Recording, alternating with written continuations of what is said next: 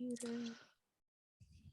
Salvete, mihi nomen est, Stella, et hoc est Batgirl the Oracle, the Barbara Gordon podcast, episode 224 for August MMXXII.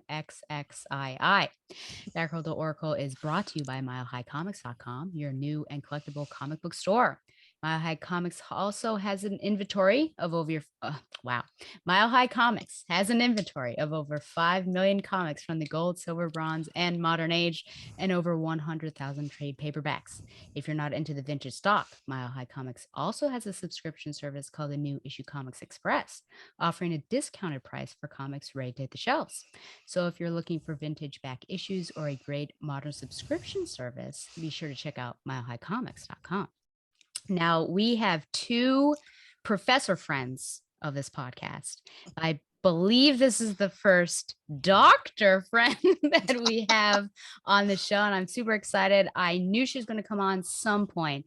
Wasn't sure when, but I think this is the time to bring her on. So please, a warm welcome to Dr. Jennifer Swartz-Levine.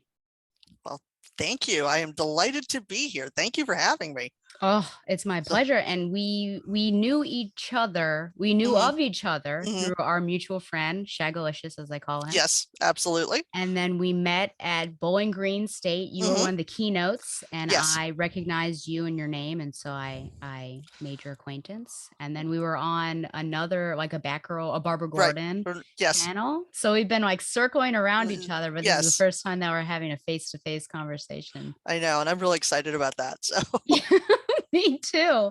Now, one of the things that Shagalicious brought to my attention about you, because you were on his Blah Ha Ha podcast, which I make fun of, and I say blah blah blah podcast, but that's okay. He knows I do it. I was going to say you and Shag do that to each other. Yes.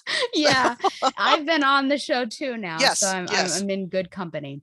But he told me about something that you've talked about involving Diet Cola and Power Girl, and Power Girl has kind of been in Birds of Prey. I've only mentioned her in relation to this feud that she and Babs has, but I haven't actually seen too much of her. But I'm very interested in what this is about Diet Cola and Power Girl.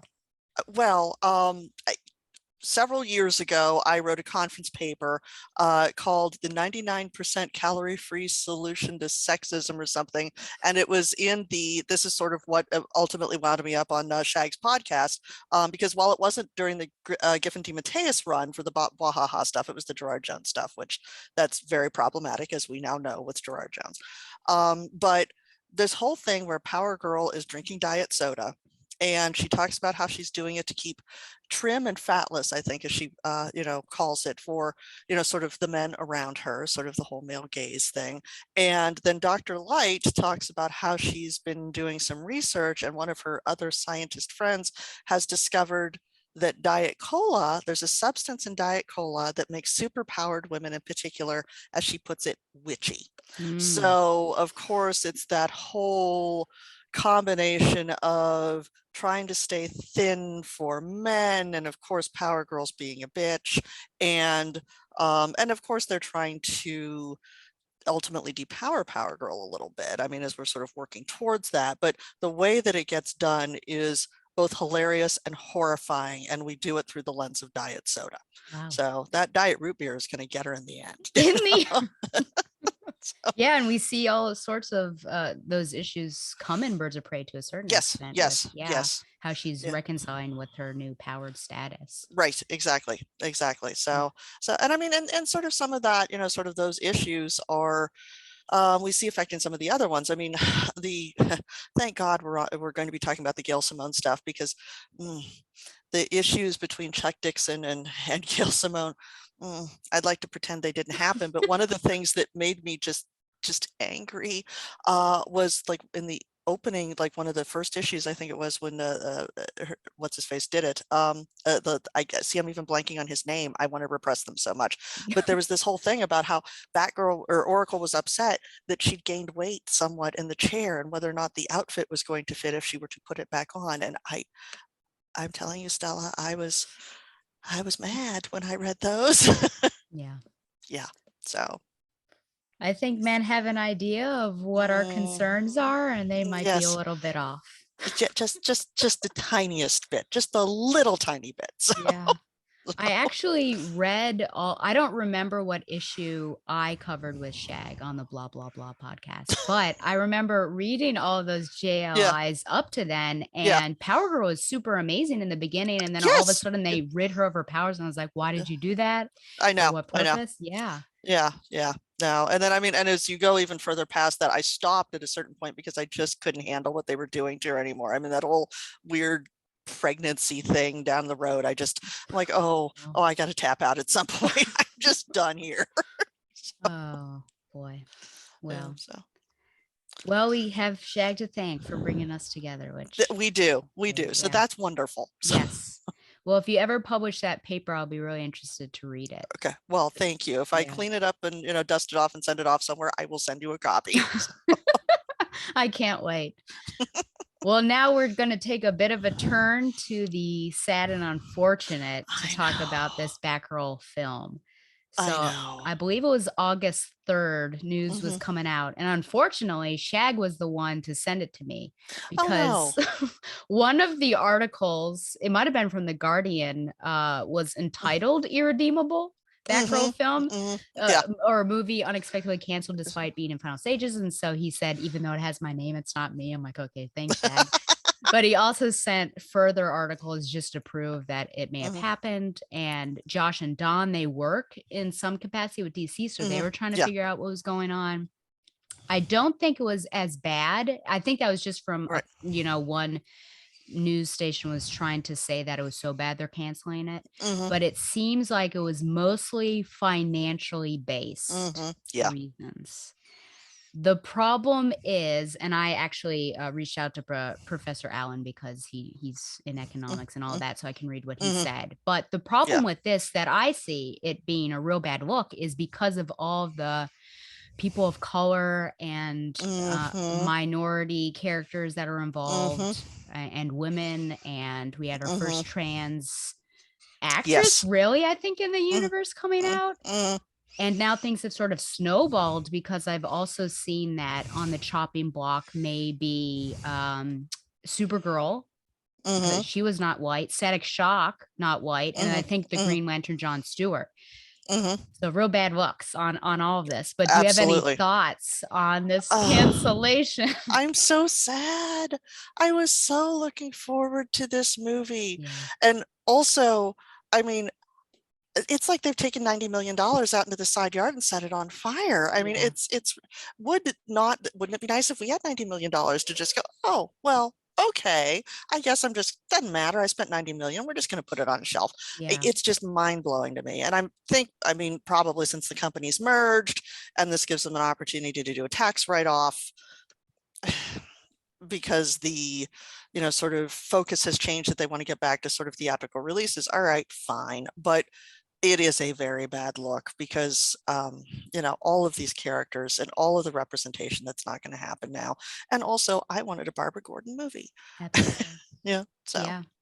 Yeah, I think yeah. that was, yeah, certainly the big thing is, well, we're finally going to get a Hmm. Barbara Gordon film. Yes. And now I may have been a little, I wasn't sure because I knew it was going to be based off of Gail Simone's run, and I knew it Hmm. might have been a bit dark, but I was going in with an open mind, and just having that representation of that character, I thought was going to be Yes. great. And having Yeah. Firefly in there and Yes. kind of Yeah. Batgirl year one ish, Yeah. maybe. Yeah. So yeah, it's a Yeah. bummer. And I, and Titans has got its own problems, but I was really not thrilled with sort of the Barbara Gordon on Titans. And I was really hoping that I was going to love the movie version. And now we'll never know. We You won't know. ever know. No, Mm. in doing this like last minute research before you popped on, I noticed there was new news here that the Oh, filmmakers were, of course, hoping that footage would be yeah. seen someday. But apparently, 6 hours ago, reported that the directors are blocked from accessing footage after the studio canceled the film.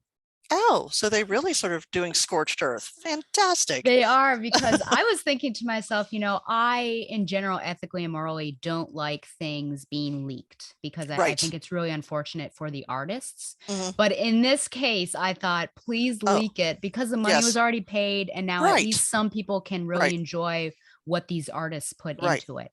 right. So Yeah. And the other thing that I'm worried about is that, I mean, obviously I'm of a certain age and I was very much looking forward to seeing Michael Keaton back in a bat suit. I mean, I was a teenager in the summer of '89. I was looking forward to this. My youth was coming back. And, but the other thing is that, I mean, Michael Keaton's established, Brendan Fraser's established, but the woman who's playing Batgirl, even though everyone said, no, it wasn't her acting. I mean, this is one of her very first roles. What's this going to do to her career? yeah, Especially since some of the reviews are saying that it was because it was irredeemable, which I yeah, think probably not. But I feel bad for her too. yeah, yeah. Really, her breakout role I feel like was in The In the Heights. Heights, yeah. Yeah. So I hope she can come back from it. I didn't know the actress playing Alicia at all, so I don't know if No, that was her no, first role or not. I don't know. Yeah. And they just she suddenly reappeared in Batgirl's #9, and I wondered if they were trying to do that in order to have a connection. I thought, Yeah, well, now that's not going to work. I also, it's really unfortunate because I think back to some of the bad films that DC has released, like Green exactly. Lantern with Ryan Yes, Reynolds or yes, Batman versus Superman. yeah. And then I also think about the current controversy, and I know he's working on, or they're working on it, but with Ezra Miller. And I'm just like, Hmm. man, you're going full steam ahead with some of these. Is it Yes, really because it's involving white right, males? right. Yes, I've wondered about that too. And I will admit that, I mean, as bad as the Green Lantern film is, I kind of have a soft spot for it. I'm one of the few people that think, hey, it's not that bad, I guess. But you know, but but yeah, it does seem interesting, the ones that they're choosing to cancel. And it could be that that's got nothing to do with it, and it's just new regime and new focus and all of that. But it is strange Yeah. at the very least. It's very true.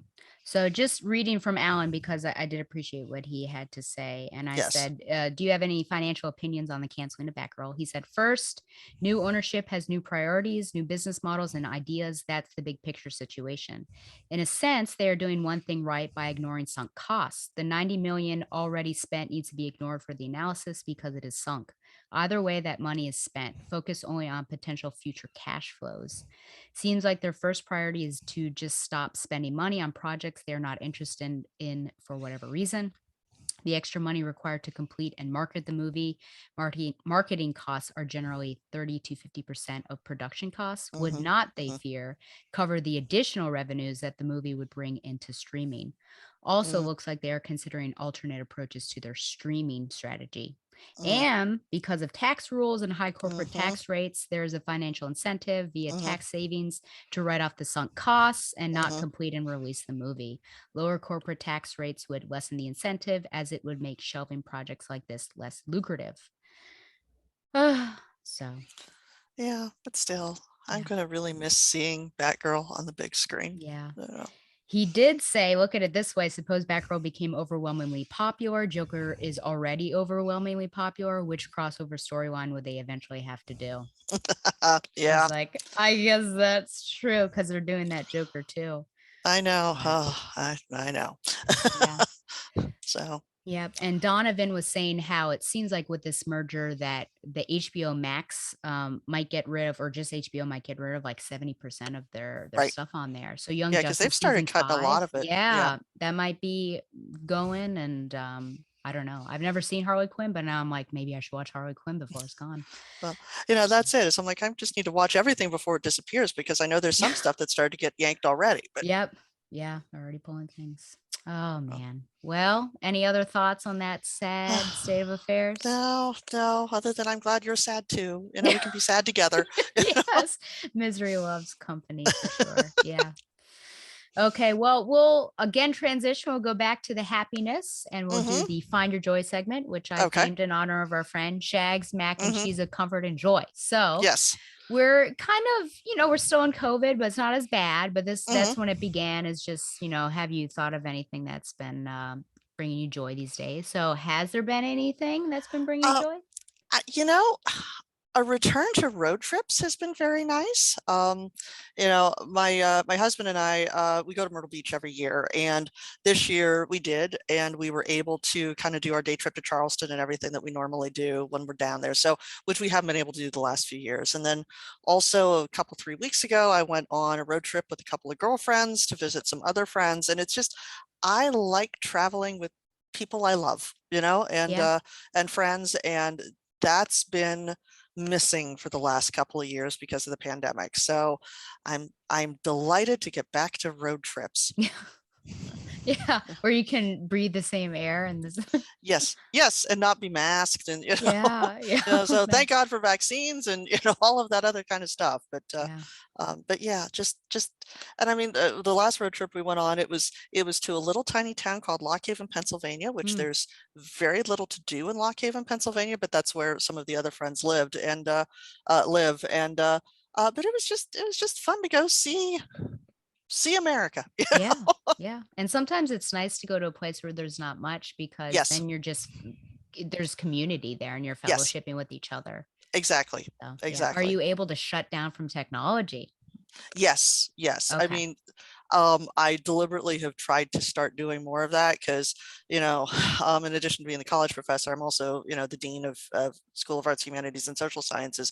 So I have to be more connected than I'd like to be, Mm, but yeah. it's got to be overwhelming. So I've been trying to carve out significant time. Like I'm trying not to answer emails on weekends and that kind of stuff, because Yeah. otherwise it would just be all online all the time. And that's too much. So, Yeah.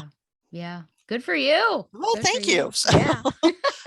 So what are you finding joy in lately? Yeah, so I had 2 weeks of freedom in between jobs where I Hmm. just didn't wanna plan anything. Unfortunately, many people want to plan stuff with me that first week, so Yes. the second week I didn't do anything, but it was nice to see friends. I had, one of my former students, now a friend, she came down from New York City, so one day I played putt-putt with her. A Yeah. college friend from Colorado came over, and we hung out and went bowling. I Hmm. went to the lake with Ellie, who's a good friend of mine. So Hmm. yeah, just being able to spend time with people, and then I had time to read. I was able to, Yes. read 100 pages instead of 50 a day. So that was What's always that nice. like? I know now it's not going to be that way because of work No. and grad school, but Yes. Yeah. no, it's yeah, that was a very wonderful time, and I think I was able to refresh myself That's good. emotionally from the trauma of the past. So yes, but yeah, luckily I think fall is Mhm. kind of coming through because Yes. it was just so oppressive, it seemed, in July, and then Hmm. this past week the humidity kind of broke and I was like, oh, Yes. this is lovely. So Yeah. here's hoping. Yeah. Yeah. No, we've had a bunch of storms here lately, but I think it's sort of presaging getting away from like the 90, 95-degree heat, because Yes, that's been too much. I like it has summer, but been. that's just too entirely too much. Absolutely. Yep. Okay, are you ready to get into it? I am. Let's do it. Okay. Yeah. So the main reason why I asked the good doctor on is because I'm about to do Gail Simone's first arc of Birds of Prey, and I thought that this would be a good thing. So yes, we're done with Gilbert Hernandez. Oh, thank goodness. I did not care for those very much, but now we're getting into Gail Simone and Bennis, which I've got Hmm. some questions about the art, of course. Hmm. Now, would you like to do an issue at a time, do you think? Or and chat and then round it all up, or do you want to do all the synopses at once? What would you like? Your show, your call. I'm good with either way. Okay, then we'll do an issue at a time. I'll do the synopsis and I have some questions and points that we can talk about each and then we'll Okay. tie it all in together. Now, as a reminder to the viewers, I don't have digital copies, but I do have the physical copies, so I'll show you some things, which I will show you some things. Okay. So, first off, this is Birds of Prey 56 of Like Minds Part 1. August 2003 is the cover date. Writer Gail Simone, penciler Ed Benez, inker Alex Leahy, and colors Hi-Fi Design. A kind stranger in a poncho helps a rain-drenched man whose car has broken down. Stop me if you've heard this before. Using some fishnets and sex appeal, the stranger entices the man inside her own vehicle. The stranger knows all about the man and even has evidence that he is involved in looting his company's liquid assets and maybe investment fraud. You may guess that the stranger is Dinah, but she has glowing eyes. What's that about? Is she a metahuman now? It is Dinah, and she is using scare tactics to get answers from this guy, but he says he's blackmailed and he won't budge to give those answers. Dinah and Babs in her ear let him go since they aren't going the way of bat tactics and giving him, or they decide to give him the opportunity to call if he changes his mind. After some fun back and forth between the two girls, Babs begs for food and Dinah stops by an Italian restaurant. They continue gabbing once Dinah finally removes her glowing eyes. Apparently, she wore that in the restaurant, and even question what they are doing in regards to surveillance right before having a transcendent experience with some shrimp. Maybe even orgasmic. I don't know. They are rudely interrupted by Mr. Fisher, the man from the beginning, seemingly writing a suicide note. While Babs says this was not in his psych profile, she sends Dinah off and tries to talk him down. It gets worse when he says he's going to take his family with him, and Dinah is running with urgency and makes it to the apartment, only to see Mr. Fisher surrounded by two randos named Savant and Creote, which actually, if you've read volume 3 of Birds of Prey, you'll recognize these people. But anyways, a fight ensues, and while Canary holds her own, her legs are broken with an escrima-stick, I believe, ironically, and she is taken while Babs puts out an alert for help and shortly receives a message from Savant. Okay, so this is part 1.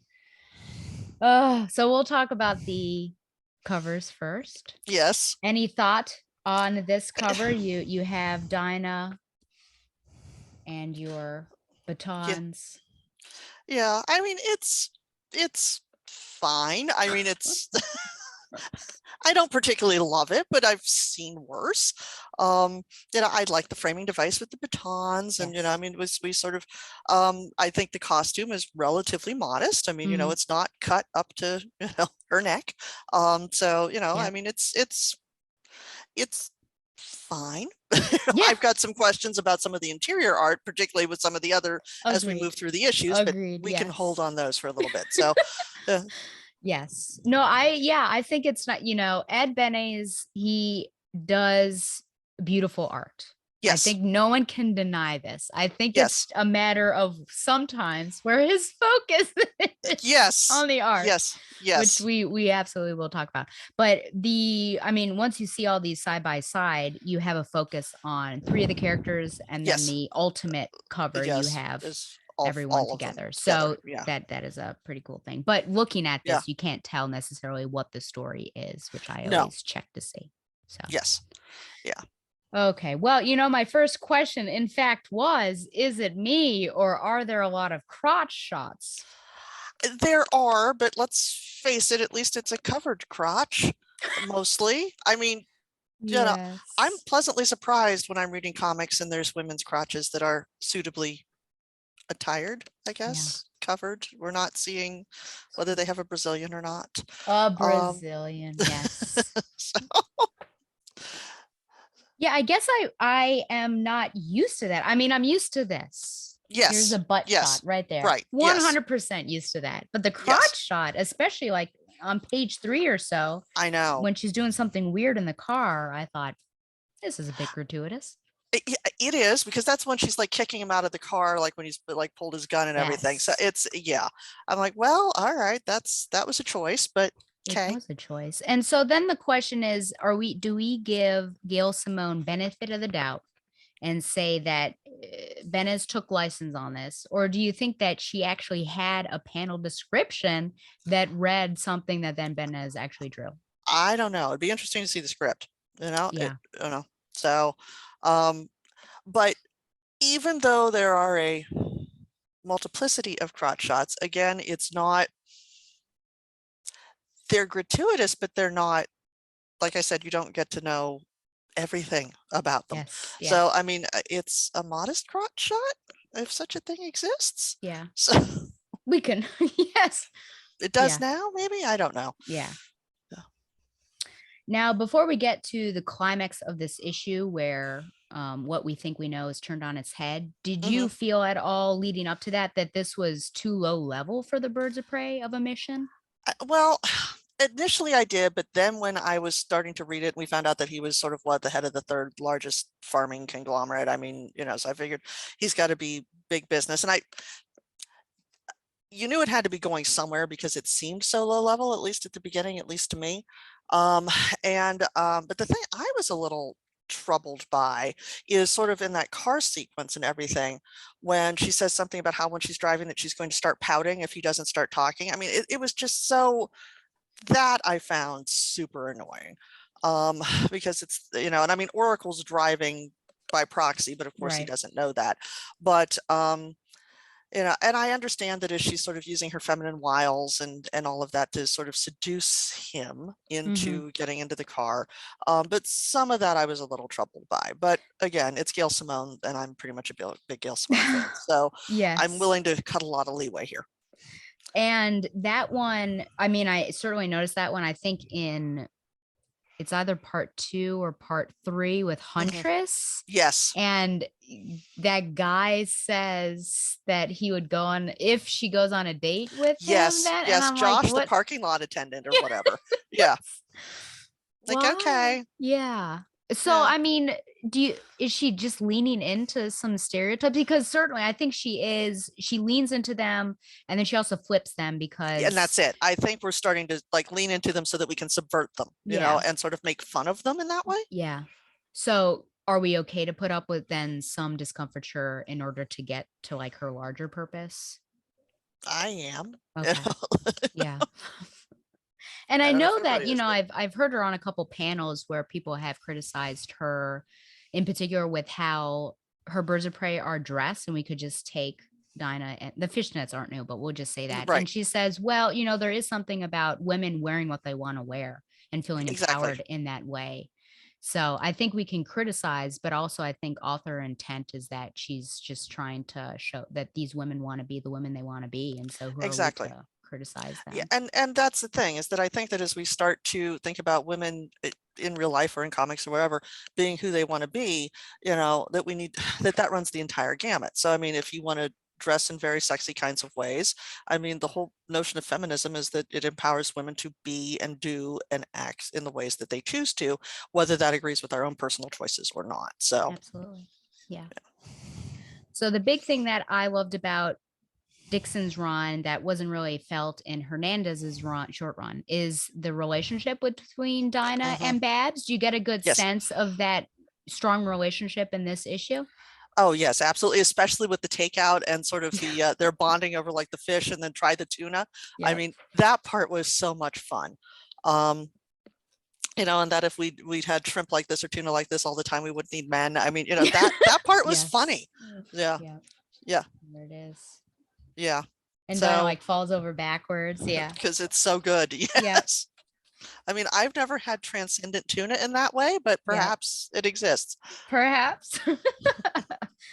So also in that, because that was mostly a fun conversation, but Dinah asks a really good question Mhm. about basically like the ethics of surveillance. And Yes. she says, do people or bad guys or people doing bad things have a right Mhm. to privacy that outweighs the superhero's right to know? Yes. Do you have Yeah. any thoughts on this? No, I loved that, and that's kind of, and I don't want to get into it too much because we'll be dealing with that in the other 3 issues as well, but that's the thing that I really like about Simone's approach here, is that we're starting to talk about things like civil liberties and due process and, Hmm. who's got rights and just what Oracle's boundaries should be. Right. Because up until this point, as much as I've absolutely loved her hacking ability into anything, there really hasn't been any kind of focus or concentration or even acknowledgement in some ways that there's lines that she's crossing, Right. and where should that boundary be, Yep. and does she know where that boundary is? And I think that that's something that Gail Simone kind of deals with a lot, at least in this 4 issue arc. Absolutely. Yeah. Yeah. Because we've seen her hack into the Pentagon. Yes. And I think Blockbuster we can kind of allow in order to Mhm. get his finances because Yes. he's, a bad guy. But still, Right. you could say that, well, she is stealing, isn't she? So Yes. Yes, absolutely. so there is that big question, certainly. Yeah. Big brother. Um, there was another thing. Now, was it this one where she looks for help? She has a screen and she's gonna send somebody.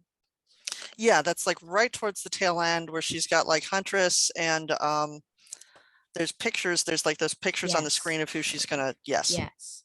Now, Do you know who this person is? The blonde? Is that supposed to be Power Girl? I don't know. Do you think it is? That's what I've been wondering because I've I got wasn't sure. okay. Yes, I've been questioning. Sorry, I've been questioning the entire time too. Yeah. Because obviously, I mean, the other people are pretty close. I wasn't sure if it was Sasha, but that did Right. make sense because this is post, Batman, fugitive Mm, murder, all that stuff. But that was one of my guesses. I had asked a yeah. couple other people and they weren't sure. But Yeah. it seems interesting that she is there because that Hmm. relationship is still very fraught. Yes. But at Yes. the Very same fractured. time, which I have big questions. Well, this is actually one of my questions is, do you even think Huntress would be on that backup list? Well, there's been sort of this talk up till this point about, whether or not Oracle really likes Huntress or not. I mean, there was sort Yeah. of that little interplay there. So, but I think I mean, obviously we've got to move all of this towards where we get Huntress on the team in Yeah. essence. But so I mean, there's the practical part of it. But yeah, up till this point, I mean, while there's been some Huntress interaction, she hasn't been sort of the big focus. So I think Power Girl would have been a choice, but again, Yeah. there's such fractured Yeah. relationship there at this point that that's not going to happen. Yeah, but we've at least seen her reach out to Power Girl, even knowing that Power Yes. Girl hates her. But Right. I've never really seen Barbara, reach out to Huntress unless she's No. probably ordered by Batman to do it. So that's why Right. that one, Huntress for me seems almost like a really strong leap for Barbara to Yes. do Yeah. so. Simone's big challenge for me was you need to convince me that Right. Huntress should be on this team and that Barbara's going to allow her to be. And Hmm. so we'll see. We'll talk about that at the end. Do you have an opinion on Huntress? Actually, you and I have never talked about this. She is No. someone that I'm somewhat of a Huntress apologist when it comes to Batman, because I do think that Right. he's a bit rough with her, Yes. and it's a double standard for Hmm. guys on the team where he'll get upset at them and fire them, but Huntress, Yes. that's one and done. Do Yes. you have any thoughts on Huntress? Should we give her more allowance or grace than we do? Well, I've always been kind of fond of Huntress, and I mean, if you go back to, I mean, sort of back to Shag and the Wahaha stuff, um, I mean, I feel bad for Huntress, sort of she gets sort of included on the team there because that's where Maxwell Lord kind of mind melds her into being on the team. So I've always I've always had a soft spot for Huntress because of that, because in a lot of ways she's manipulated into doing something against her will. Mm-hmm. And that was one of my initial interactions where, with her. I've always been quite fond of her as a result. So Yeah. And I mean, obviously I'm team Babs, so yes. I'll Yeah. go with Babs if she thinks something is right. But Right. reading like No Man's Land and stuff Hmm. and just things with Huntress and Huntress trying so hard to be a part of that team, but just not Yes. given much benefit of the doubt or Right. anything. Working with, yeah, Yeah. I always try to give her, some Yes. grace. Yes. Poor girl. Okay. Do you have any other thoughts on 56? No, I think 56 is sort of a nice sort of lead into where we're headed. I mean, it's good for exposition and setup. Yep. Before I move on, do you have a preference storytelling wise between the cold openings that Chuck would do, where he would have some tail end of a mission and then go into the main story, or like Gail Simone does, where she just goes into the main story? I I'm sort of agnostic. I like them both, Okay. but I mean, the English major in me just likes how stories begin, however Sure. they happen to do it. So, Yeah. Okay. Well, we'll move on to Birds of Prey 57 here of yes. Like Minds Chapter 2. And this was a September 2003 cover date and the same creative team. Hmm. Savant cleans himself up from his recent fight before going to see the captive Black Canary. She's bound to a bed. Hey, both her Hmm. legs broken, her wrists cuffed over her head, and Hmm. he chats amiably with her before getting down to business and asking about Oracle. Savant actually calls Oracle. He has a job for her, and it's a test, and he makes her compose a poem. Black Canary tries to talk to Creole, get him on her side, but it's useless. He's just too loyal to Savant. Huntress is searching for a kidnapped little girl when Oracle calls her for help. Huntress fights her way through. Oracle on the line. Okay. Huntress fights her way through some bad guys with Oracle on the line, actually helping her, taking out the kidnappers and then rescuing the baby. her mission being completed. I didn't write this, by the way. This is from DC Wikia. So that's why I'm struggling, but that's okay. Her mission completed, she agrees to help Oracle find and rescue Black Canary. And then elsewhere with Black Canary, she tries a new tact on Creel, seduction. And again, there is failure. And as she's left alone, she considers her options. She opts for escape, planning to break her own hand to escape the handcuffs. Okay. Oh, cover. So now we're focusing on Huntress. She is breaking through a window, kind of a crotch shot, but it could be worse. It could be worse. It could be. Yeah. And she's got her, Yeah, that one bothered me more, that crotch shot, than the ones in the previous issue, actually. Do you think it's because of how big the image is? I think it might be. I think it's because it's right there in the although it is not the central focus of the cover. I mean, that's not where your eye immediately goes. I'll give him that. But I think it's because it's right there and in your face. Yeah. Again, not necessarily any clue as to what the story is about, but character focusing. Now my chief Tata correspondent, Carolyn Coca, also a professor. Let's see, if she were here, oh, look, this is funny. I have an ad for Laura Croft. Isn't that appropriate? Wow. Sure is. Okay. Let's see. Heck, how far is this? Do you feel like these are anti-grav boobs? I know.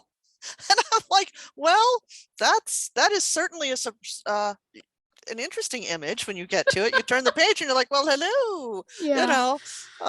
Everything's strapped in place and it's not moving, is it? It really isn't. No.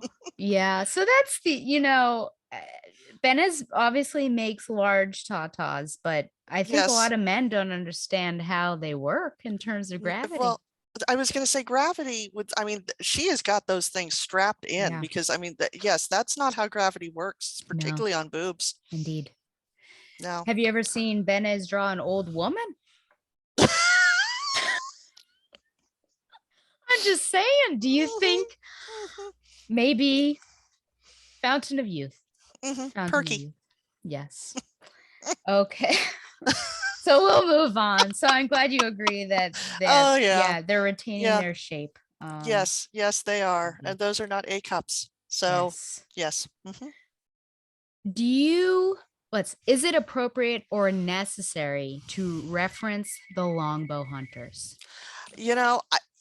I get why they were doing it.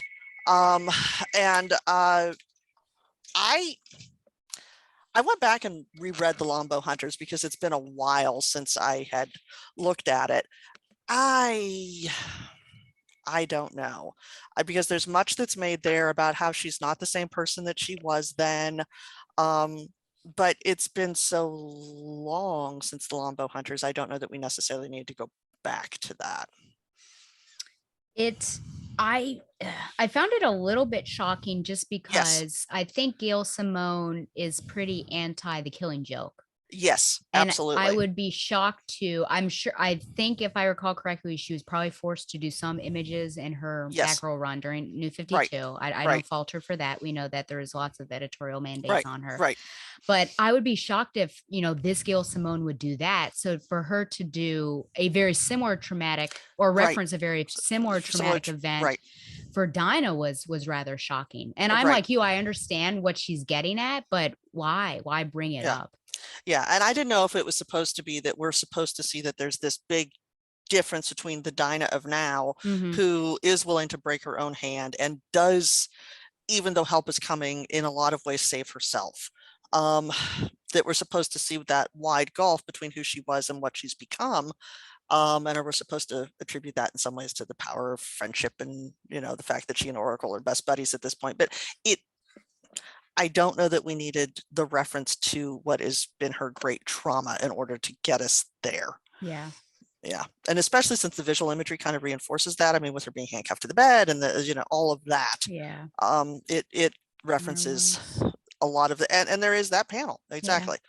Yeah. Just trying to remember if that was there. Yeah, Oracle says, I can't tell you everything, Huntress, but the crime scene says at least 2 men took her and she was injured, maybe badly. Something like this happened to her once before. She almost didn't make it physically or mentally. And when we find her, if it's bad, if it's like that time, then I don't want the first face she sees to be a He's man wearing a bat in a bat mask. mask. Yeah. Which I get it. And yeah, Huntress gets it as well. Yeah. Yeah. But the other thing is that when I went back and read the Longbow Hunters again, because it had been a long time, she clearly is traumatized. She clearly has been beaten and abused. But then we're told in the hospital that her wounds are somewhat superficial, which I thought that's not the case when we look at sort of that visual panel, both in the Longbow Hunters and then also here. So, but if you're going to reference the history, then you reference all of the history, and all of the history doesn't work, Right. you know, so. And some of those wounds stay with her until she's dropped in the Lazarus pit, The correct? pit, exactly. Yes, Yeah. because I mean, that's when she loses her canary cry. Yeah. Yeah. So I mean, those aren't superficial. If it takes a Right, pit exactly. to revive you. Revive her. Yeah. And then it's sort of that whole thing when Savant is talking about how he's done this inspection of her, which that was creepy. Yeah. About how he's, you know, checked her lungs and her, you know, and her throat and her vocal cords. But it was in many ways to almost trying to, like, I think, reinscribe the trauma that she'd experienced in the Longbow Hunters, because it clearly these things have been done without her consent. Right. Which, not that you're going to consent to your own inspection in the Yeah. way that she's at, but I mean, it is creepy the way that he discusses the way that he looked at her, and there was no nurse present and all of that other kind of stuff. Like, okay. And I think he may ask for consent though after she dies, Yes, doesn't yes, she? yes, Like, if- if yes, can yes, I then do an yes. If I autopsy? kill you, can I look at your, you know, insides? Yeah. Yeah. Well, it's interesting also to see the growth of Simone as a writer, because we know that PTSD was such a strong theme in her New 52 run. Yes. And I would say that Dinah would probably be suffering some PTSD big time. Big time. Yeah, here. Yeah. But we don't see that. Yeah. No. No. Woo. Okay. Yes. Do you think that it needed to be a non-bat female for Babs? Did it have to be Huntress? Could it not have been someone else? I mean, I'm just thinking Steph. Steph had some interactions with them. She might not be capable enough to take these people down. And that's the thing, is that I don't think Steph's got the abilities at this point. I think, as with who we're dealing here with what Savant is and Creo, that it has to be somebody like Huntress, who has got that grittier, angrier, you know, more pissed off kind of approach to life and living, just generally speaking, than Steph does. Yeah. I think the situation certainly demands that Barbara also get over her hate and distrust for her. Yes, exactly. She does seem to speak a little more softly to her than I'm used to. I'm sorry there aren't any icicle bubbles, but we'll give her the benefit of the doubt. Yeah. Any other thoughts? I mean, her seduction, we don't know why her seduction doesn't work until later. Yeah. Yes. But for me, some of the art in this was, and again, some of the art is spectacular, but I got hung up on the drawing of the baby. There's certain points where the baby, like when the baby's on the couch, that it doesn't look like an actual baby. It looks like it's wearing her glow in the dark contacts to make her look like a mutant. Let me see if I can find it. And I realize I'm being super picky there. Oh no, that's a weird looking baby. Oh, I see. Yes. Yeah. If we can, I don't know how much I'll be able to zoom in, but yeah, I was gonna say it's hard to see, but you can just see the whites of its eyes. Yes. Yeah. Yes, and I'm like, babies have pupils. They do. They're humans. So yeah. But it is, but there's that, and the other thing that's sort of like hung up for me here is that like the drawings of like the boots and the legs for you know, Dinah as she's in the bed, it looked weird. But again, I can't draw to save my ass, so who am I to criticize? Let's pull up an example here. Well, I see. Well, Aren't those casts? I It took think me a there's while, but I think it's so weird. But yes, why would they put casts on her? If they're trying to torture her, why would they? I yeah, don't know. I just because don't the know. story needed to work at the end where she's She's standing on crawling her. them, and yeah. Yes, that's true. But But I don't know who has the medical know-how in this exactly. trio to do to Yes, make a cast. exactly. And they're in like a derelict, or I guess they're in his in Mr. Fisher's mansion, I think. Mansion, But right. That apparently has like 20 some floors from the yeah, last issue, but is a house in yeah. subsequent issues. And apparently also has some medical supplies. Facilities. Well, Yeah. when you're the head of the third largest farming conglomerate in the world, I guess you got access to things that the regular folks don't. I guess so. Yeah, I guess with the baby, you get to see Huntress's power as well as Yes, she's an okay person. right, because she's sort of maternal because she's comforting Yeah. the baby, Yeah. So And she's I sort of this hard-edged bitch, but also at the same time she's mommy. So there you go. There you go. yeah. And then I also just like this little detail of the card Yes. where Yeah. Dinah or Bab says, she's always been there for me. It's a happy birthday. And said, Yes. Yes. you old bat on the inside, and then Yes, love you that part partner was fun. Dinah. Yeah. Yeah. Because that's for me, that's what I come to expect when I'm reading these is Mhm. seeing that growth and the beauty of that relationship between Dinah and Babs. And so again, the hard thing for Simone is making me believe that Huntress can fit into that and become as intimate a Right. friend as them. So we'll see. Yeah. Don't spoil it for me. Okay. Any other thoughts on this? No, I think this one moves the story right along. It sure does. Okay, then we'll move on to 58, which is chapter or part 3. October 2003 is the cover date. Same creative team. Dinah reflects on her training, the different methods of Sensei Otomo and Lady Shiva. The difference is pain. Pain is a great motivator, and she is using that pain to escape. She's interrupted by, of course, Andrew Fisher.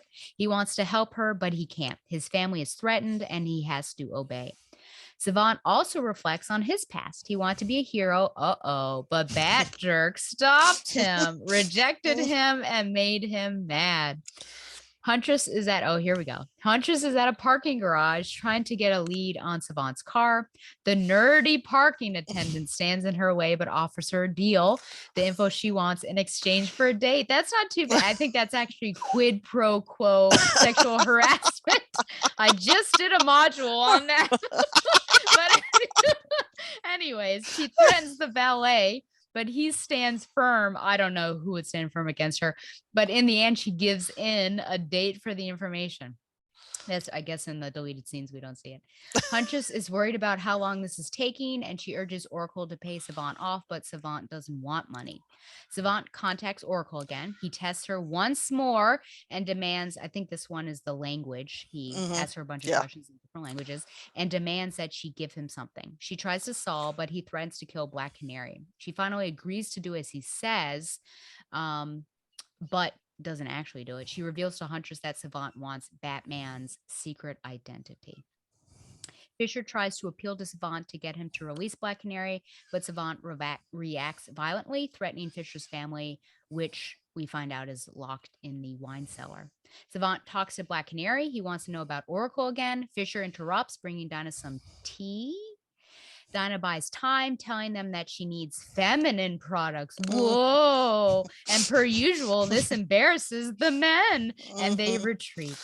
Dinah's victorious, and as an extra bonus, Fisher passes her a communicator in the tea, and she calls Oracle. Oracle is able to get Black Canary's position and routes Huntress there. She's told help is coming, and Black Canary breaks her own hand, I think specifically just her thumb at this point. Freeing herself. When Savant returns, she ambushes him and flees, only to be stopped in her tracks by a flight of stairs. So now she knows what Oracle deals with all the time. Huntress arrives. She knocks out Creole briefly and then calls for Black Canary, but Savant, meanwhile, has recovered and goes after Canary, and then Creole gets up right behind Huntress. Whew. Okay. So here's our third cover, and it's Oracle, of course, and hashtag Carolyn knows it's her full body. because oftentimes it's just a floating head or we don't Right. see her in the chair. So here we go. It looks like she's in duress. So I think that we are led astray in what this could be. Mhm. But she's throwing a batarang, and then on the screens it says, "Who is Batman?" Mhm. Thoughts on this? I like this cover quite a lot. I mean, because again, even though she's out of the chair and seems to be in distress in some ways, it's still got this very martial arts kind of look to Mhm. it. So she seems to be defending herself. Yeah. So that part's cool. Yes. I guess her chair is behind her. Yeah. Yeah, So it behind her. shows Yeah. that she has agency still and is Yes. capable with everything. Yeah. Yeah, I like it as Yeah. well. I would say maybe the boob size is pretty respectful. It is. It is. I mean, that's not, and the sweater is not clinging to them. No, and No, not really much of a butt shot. no, no. Well, It is. thank you. It's pretty. It is pretty, like you said, respectful, I think. Yep, absolutely. Okay. So here was a question that I got, I guess in particular this one. So does Simone, and we probably already did talk about, but here, does Simone lean into the sexiness of these characters too much? Or is it all just commentary on men objectifying women in and out of comics? And of course, the big example is Josh asking for a date in exchange for information. Mhm. Yeah, well, I guess you got to give Josh points for trying, especially since it appears to have worked. Yeah. But, you know, Yeah. I honestly don't understand in that scene, though, why Huntress doesn't just like shoot him and be done with. I know. Terrible, but there you go. No, but how she holds back way more than I Yes. think is characteristically Huntress. Huntress. Yeah. Yes.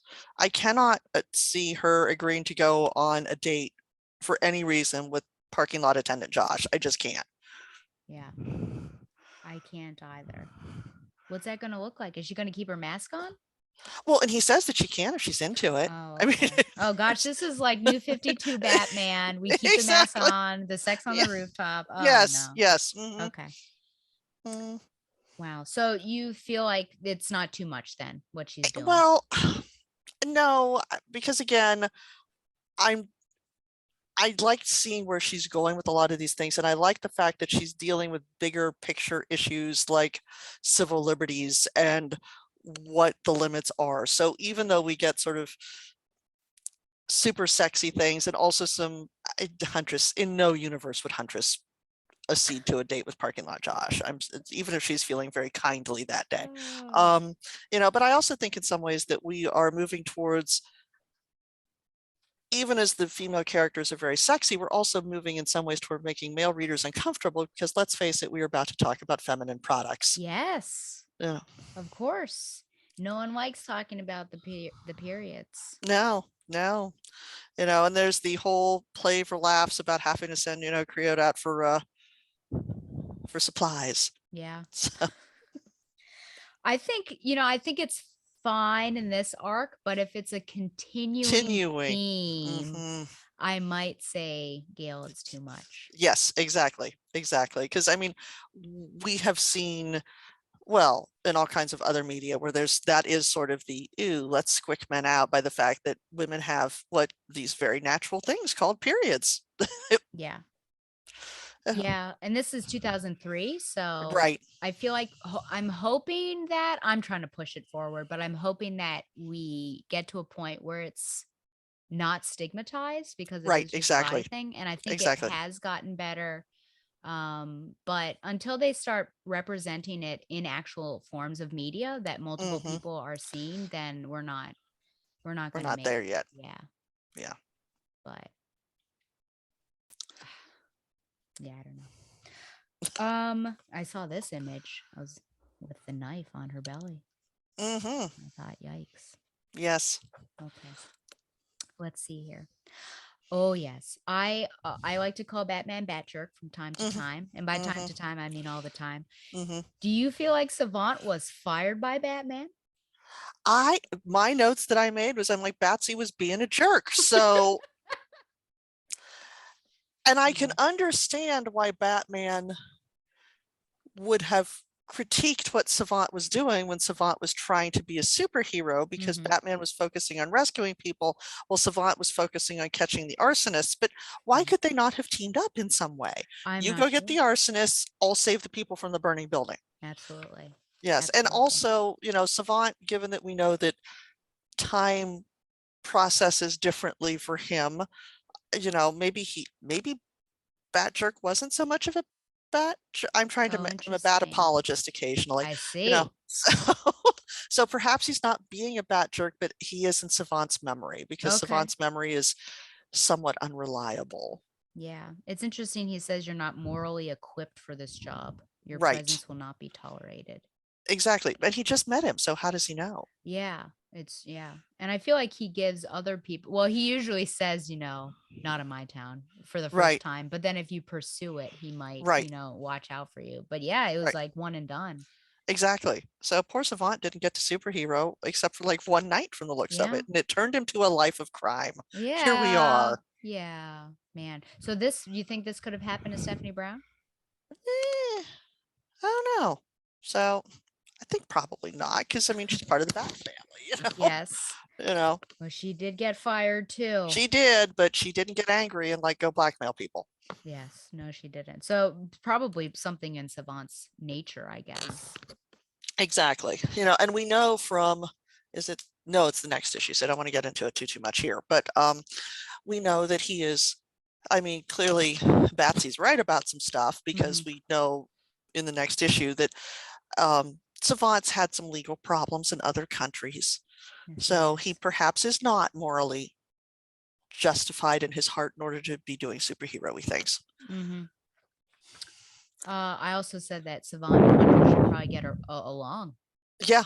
Hmm. Yes, they both have similar personality traits. Yeah. So, I did have I guess, a technical question in regards to the transmitter that is yeah. snuck in. Shouldn't it just be one way? How is I Dinah still hearing Barbara? I don't know. I wondered about things with the transmitter as well. And also if he's slipping it to her in the tea, how does it still work? Because he also put a bowl of rice next to it There to you dry it out. No. Yes, I don't know. I don't know. Yeah, I think this is one rock we just don't want to pick up too much and Okay. investigate under. It's okay. She's also, I guess I haven't noticed what she's been wearing. Has she worn this outfit the entire time? This kind of like sexy It didn't, I thought, black I don't dress? think so, but it was very evening gowny for sort of watching the monitors and trying to rescue your friend. Yeah. Well, she always wants to look her best. No, it looks like it's pink, like a mock turtleneck in the Okay, yeah, previous that one there, issue. but yeah, the other one where she had sort of like it was looked like the black mesh thing with the dress and the I don't Yeah. yeah.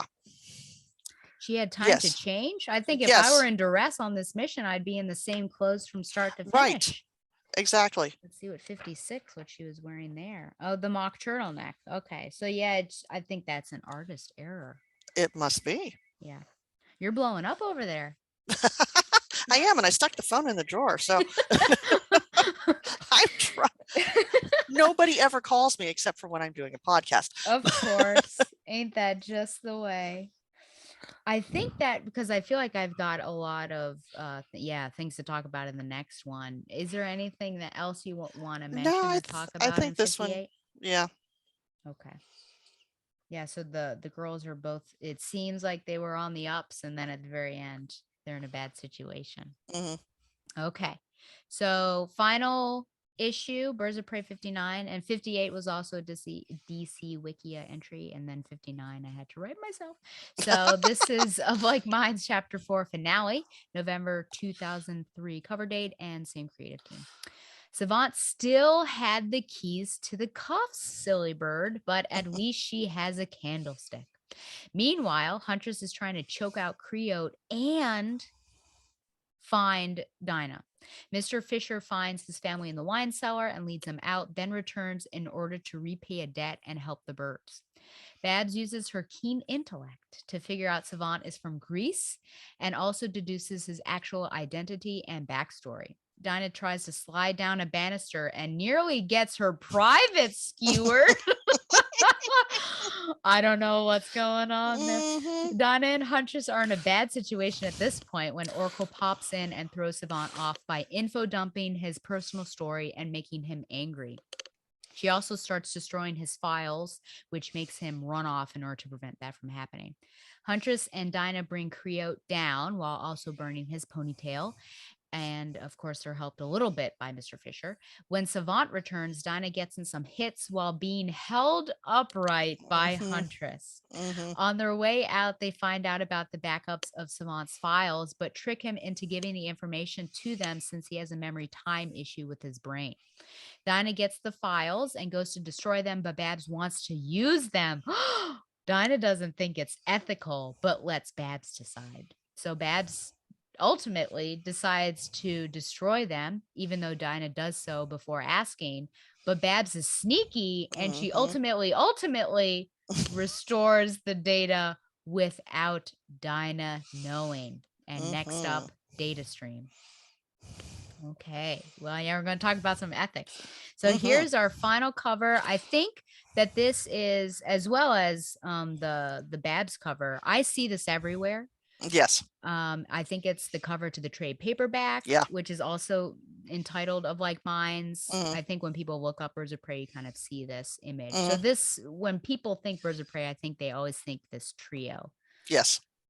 Thoughts on this? We don't have full body of Babs, but close enough. I mean, No. everyone's cut off at the knees to a certain Yeah. extent. Yeah. And I mean, it is at this point like this ubiquitous, famous visual for it. So, but it's still sexy. I mean, we're seeing a lot of skin. We're seeing a lot of cleavage on Babs. Yeah. Yes, they're perky. Yeah. Yeah. Whoa. Yes. You can't see it, I think, very well here, but if you Mhm. look at it, it's like, Mhm. yeah, it's a Yep. lot. Yeah, it's sort of center right there in the cover is the girls. Yes. Now, something that I wondered about, my previous episode, I had covered like 6 Nightwings, Mhm. and they had 2 like sleeping shots. One was of Babs and one was of Tarantula. And Tarantula was, she had a cami on and like a thong. Babs had no shirt on. And I wondered if um they were trying, do you feel like, even with this, is there a feeling that because she's in a wheelchair, we need to make her extra sexy in order to like negate the fact that she's in a wheelchair? I, I don't know because I think they're trying to make all three of them sexy, but she is because she's the center of the team. I think that's, and then also because she's in the wheelchair, that is going to put her in the center of the image. But yeah, that particular cover and the vest, and I realized late 90s, early 2000s, people were wearing vests as tops. I mean, it was a thing.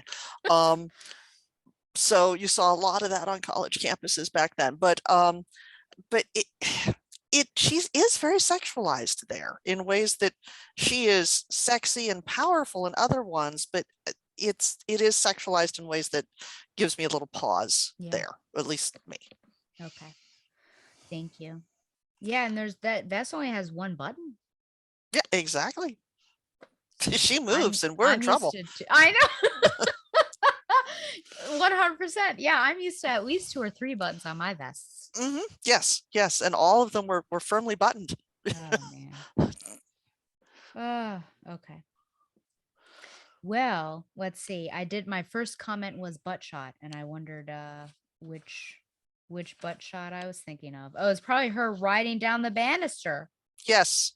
Actually. Yeah, yeah. Yeah. Oh my gosh, that whole page is filled with the Yes, it's butts. it's all butt shots on Yeah, that one. we've got, yeah, Yes. there she is. There Yes. she is. Yep, Man. so many butts. And who See? among us doesn't keep a pointy thing at the end of our banister to stop us when we slide down it? Oh, yeah, that was, I don't know why she did that. Yeah, aren't they usually just like wooden Rounded, like balls? wooden Yes. balls. Yes. Yeah.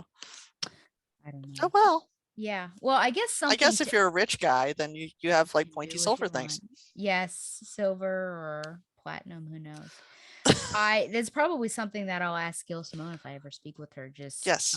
how much direction I think she gave art wise. Hmm. Because I think, a couple butt shots here or there in the arc is one thing, but when you have Right. multiple in one issue, Issue it's and easy on to one page. yeah, yeah. Okay.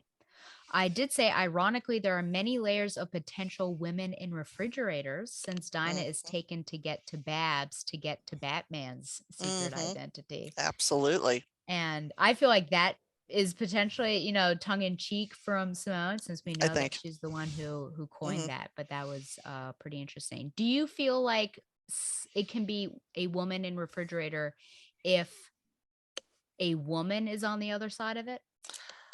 Well, yeah. I mean, because I think women in refrigerators is ultimately genderless, but I do think that given the era here, given that it's 2003 and we're talking about the women in refrigerators, then it had been mostly male focused at that point. I think Mhm. probably the expansion to where it could be women fridging other women in some ways is sort of more, as you've seen, greater diversity in comics has grown. Mhm.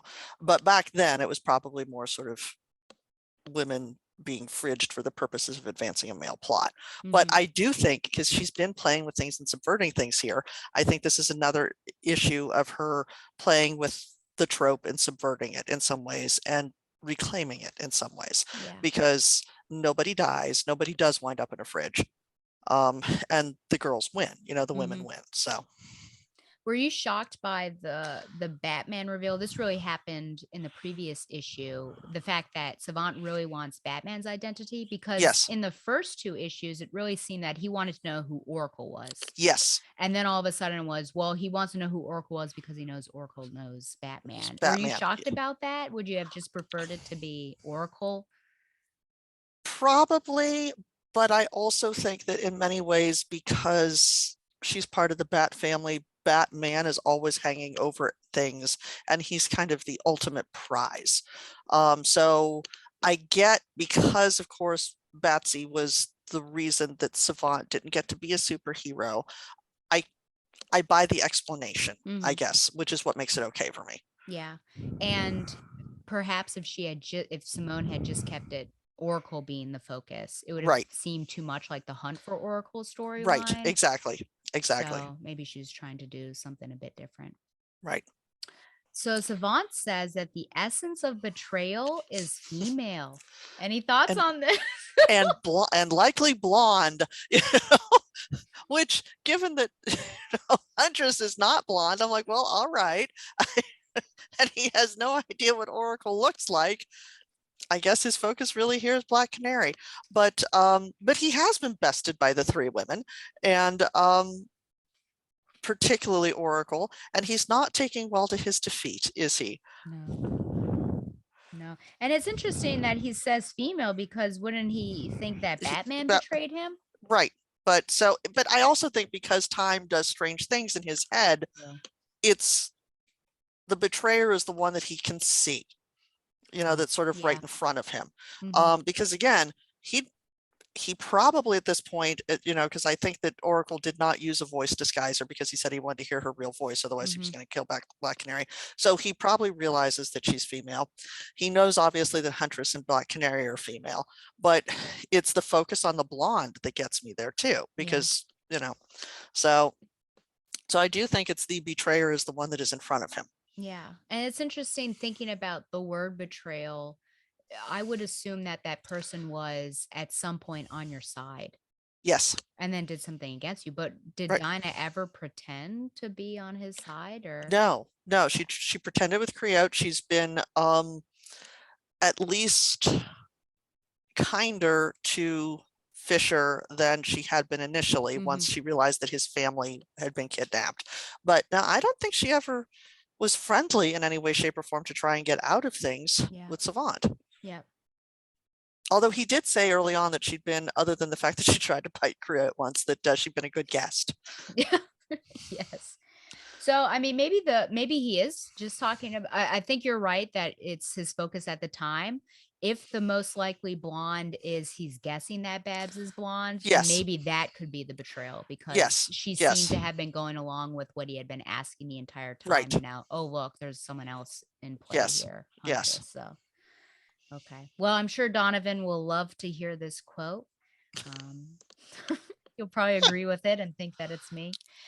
Um, okay, so Dinah tells Huntress that Huntress won't be able to take Savant and Creote because Dinah herself couldn't, Mm-hmm. and Huntress couldn't take Dinah. So it's kind of this like Mm-hmm. basically Huntress is at the bottom of the fighting pile. Do Mm-hmm. you think it makes sense that, well, number one, does that reasoning make sense? But then does it make sense that at the end, Huntress is holding up a hobbling Dinah and Dinah somehow gets some hits in on Savant? Very So, ridiculous panel, in my opinion. oh, it absolutely is, but I found it funny, ridiculous and funny. Because I just think it's hilarious that Canary thinks that Huntress is not as good a fighter as she is. Mm-hmm. But that whole thing where Huntress is holding Dinah up so that she can punch Savant, it's just fun. Yeah, I do have that here. She And then at the end where is she said that she wants to be the one to put the cuffs on him. Yeah. It's crazy. Yeah. She's like her crutch, basically. Yes. Hold me up while I take this guy out. Yeah. It's sort of got this whole scrappy do, let me at him type thing going, you know? Yeah. I guess the only reason, if you're unaware of these characters' history, then the Right. previous issue will, of course, serve to show Dinah's fighting background. Mm-hmm. And she is one of the best fighters in the Yes. DCU. So I do agree with her that Huntress Yeah, I think probably she's couldn't take right. Dinah. Yes. Yeah. I am a bit surprised. I think that that Dinah couldn't take Savant and Creote. Mm-hmm. It could have been it could be size and numbers, but Mm-hmm. I mean, do you think that maybe that was plot based, or do you think that she really would triple with these two? Probably more plot based because I mean, Okay. she's, at least to me, she's kind of a badass too. I mean, Yeah. obviously Canary is one of the best fighters in the DCU, but Mhm. you know, Huntress is no slouch. Yeah, for sure. And I guess Gail helps her plot by breaking Donna's legs. Yes. Because that seemed like, well, now she's really out, and how can you fight with Right. two broken legs? But maybe if she were Exactly. at full capacity, then Right. she'd be able to take Yes. them. Exactly. Okay. Okay, so we get to this ethically ambiguous decision that Babs is making. And I could say decisions because, of course, the surveillance Mm-hmm. overall in this arc. Are you surprised at it? What are your thoughts on what she does at the end? Um, I'm not surprised at it.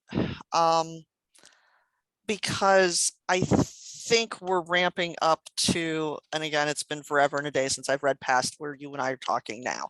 Um, but I think we're ramping up to this whole notion of her figuring out where boundaries need to be and the consequences of not having boundaries, because that has been the thing for me for this entire, like I said, from the get-go with Chuck Dixon with the Birds of Prey thing, is that she's doing all these really amazing things and she's so caught up in the fact that she can do all these really amazing things, and it's become her identity as Oracle because she can't be Batgirl anymore, obviously. But there are no boundaries as to where the information superhighway can take her. And at a certain point, she loses herself here. And I think that we're sort of ramping into seeing the consequences of her losing herself. Because I mean, there's been, in this 4-issue arc, there's been something in each one of the issues about, there's got to be a stop point. There's got to be a boundary. You can't do that. We need to talk about civil liberties. Do you not believe in things like, due process? And she says she does, but then she doesn't really, because she said the stakes are too high. So she's finding ways to justify it to herself. She gets, I guess I'm not there yet. And I think I've read maybe I haven't. This might be new territory for me. I don't know. Yeah. But it seems like how you're describing it, we're getting close to like 1984 and like very much like a big sister, and just Yes. where does her power? Yeah, well, and I mean, if you speak, Big Sister is a great way to frame it, because if you go all the way back to issue 1, like when she first picks up Farmer, and there's that whole, you've got a week to get righteous, don't make Big Sister come back for you. Yeah. Yeah. So, yes, I think that is kind of where we're headed a little bit. Okay. Do you feel like Batman has boundaries in this area? And I only ask not to, be like, "Oh, bad jerk," but he is to a certain extent, he modeled behavior for her. Yes. So if he modeled poor behavior, then perhaps she had picked up on it. But do you feel Mhm. like he has boundaries? I think it depends on what point in the comic we are and who's writing it, Okay. because I think that for me, that's always sort of waxed and waned over the years as to where his boundaries are. Because not having boundaries has sometimes bitten him in the ass. I mean, Mhm. and I can't think of any good example right offhand because that would be helpful and convenient if I could. Um, but but I do think that he does have a moral and ethical paradigm in which he operates. But the thing to me that's interesting here is that she thinks she does too. And I think that that's getting more permeable than she realizes at this Mhm. particular point. Yeah, that she's doing something bad, but for good. Good reason. Exactly. Yeah. But then where is the line? And Hmm. yeah, where's the line of like good guys and bad guys in that Exactly. case? Yeah. Exactly. I do think with Batman, I think of Christopher Nolan's The Dark Knight Yes. and all that surveillance. And that, Hmm. I mean, that was certainly Yeah. crossing many lines. And Yes. Lucius Exactly. Fox, as an outside person, was the Hmm. one to let him know. So that's Yeah. an example that just comes Yes. to mind right Yeah. away. Yeah. And I think that, as we go on, I mean, it is sort of that outside person that kind of has to put that, make that point, sort of like put a rein on someone and go, no, you can't do this. And while it's Hmm. true, she's been hearing it both from Black Canary and Huntress, I assume as we go on further here, that that's going to come to a boiling point at some point. Yeah. Just, I mean, the way that's ramping up here, it has to. Yeah, Simone has, and hopefully it does, because I think Yeah. Simone certainly has used that conversation over the orgasmic Yes. shrimp Yeah. as a Chekhov's gun that Right. we started here, and so now we'll see it. Hmm. Because I think Dinah would be the person that Babs would listen to the most. I don't Yes. know. Yeah. Huntress, I guess it depends on where the Huntress relationship goes, but I think Dinah's the one that would be kind of Hmm. her Nathan to David. I will say this is a funny image of Dinah on the motorcycle Hmm. and just her leg being Yes. sprawled Just, out. yes. Yeah, that's Oh, funny. oh boy. So my final question, besides the rating, is just about the chemistry of the three women. Hmm. And I guess so Babs and Dinah, Dinah and Huntress, Huntress and Babs. Yeah. Is it successful? How successful? I think it is. I mean, it obviously is triangulating because we're adding Huntress as sort of the third character to a duo that's worked so incredibly well. And I mean, when your friendship group expands, things change a little bit. So I think that that's where we're headed. But I think it's working. I mean, because I mean, she's finding ways in which she's bonding both with Oracle and then also with Black Canary. Mm-hmm. And then sort of, I'm interested to see as we go on here how the three of them work together, because it's Mm-hmm. been sort of this duality or this duopoly, sort of as we've been working our way through these four issues. Yeah. But you bring someone new into the group and it's going to change things a little bit, but I think it's working. Yeah. I think the Dinah and Babs one was certainly the most successful, Hmm. because how much bonding can you really do Yes. amidst distress? So Dinah Yeah. and Huntress have some fun times, but Yeah. we'll see. And then seeing Babs and Huntress together in person and not Hmm. just talking over the Right. airwaves will be a really big Yes. thing for me to see, and Yeah. whether I believe it or not. But it's just, yeah, I mean, it's just hard for me to believe that Huntress is in this group right now Yes. because I know how much Babs does not like her. Right. And things are going to have to change quite a bit for it to turn into the kind of relationship that she's had all the way along with Black Canary, and to sort of have Yeah. that same trust level. I think it's easy if you were a new reader or you had only read Birds of Prey Yeah. to buy into this, but Hmm. because you and I both have some Batman Yeah. background, and I had seen like so much Huntress kind of from the beginning, that's why it's a hard Hmm. sell. Yeah. But I'm keeping an open mind. That's what I told everyone about Gail Simone, because I didn't like Yeah. her Batgirl New 52, but I thought, okay, this is different Gail Simone, Yeah. so I'm going to keep an Yeah. open mind. Any other thoughts on this particular issue or the arc overall? No, I think overall it was a lot of fun and I enjoyed it quite a bit. And it's going to be interesting to see where this goes. It sure will. Like I said, I don't think I've read these issues, so it's all new to me. But I'm glad that it's, a consistent writer, which will be Yes. nice. Yes. How much would you give it out of 10 burning ponytails? 10 burning ponytails.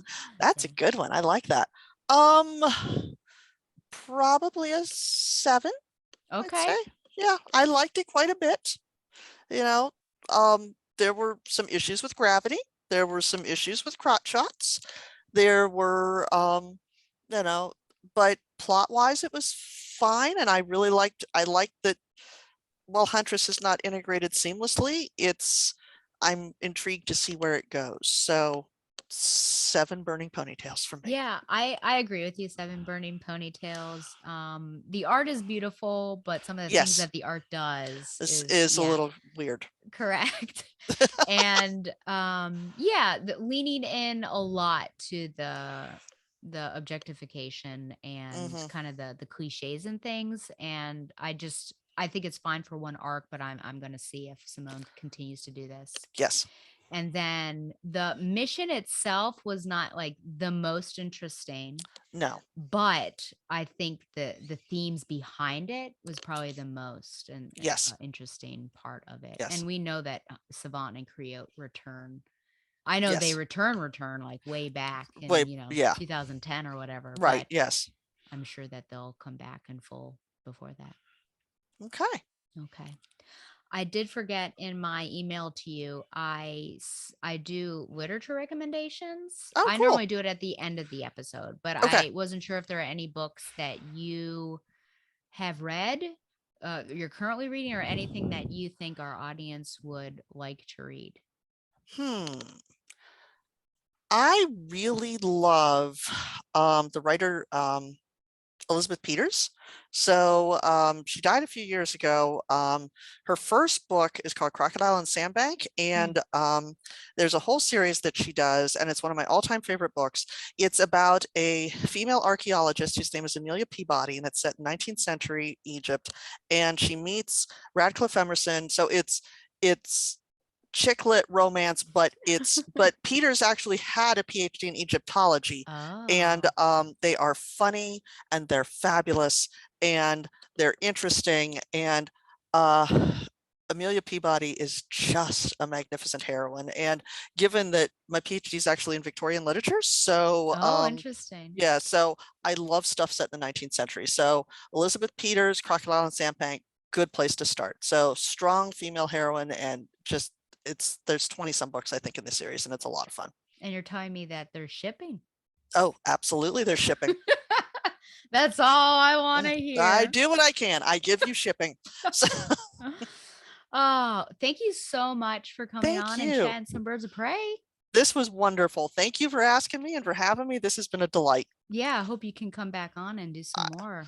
I would love it. That'd be terrific. Is there any place that people can find you, or can they support you in any way? You have any Um, books out?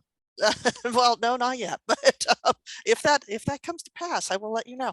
But probably the best way is I'm on Facebook, but I'm also on Twitter at Jennifer Swartz 2. So probably the best way to find me is Twitter. And if people want to shoot me an email, it's the Lake Erie College website, lec.edu. I'm in the directory. I am the only Swartz-Levine there. So you can find me there and send me an email. Just don't email her on the weekend. No, because, well, you can, but I won't respond till Monday. So, As is your right. right. Okay, well, I'm going to come back by myself. All When I right. return, I'm going to read some listener emails, cover some modern quickies, including Nightwing, and do a full review of Batgirl's number 9. But first, Zaius's Radio Hour featuring Red Flavor by Red Velvet.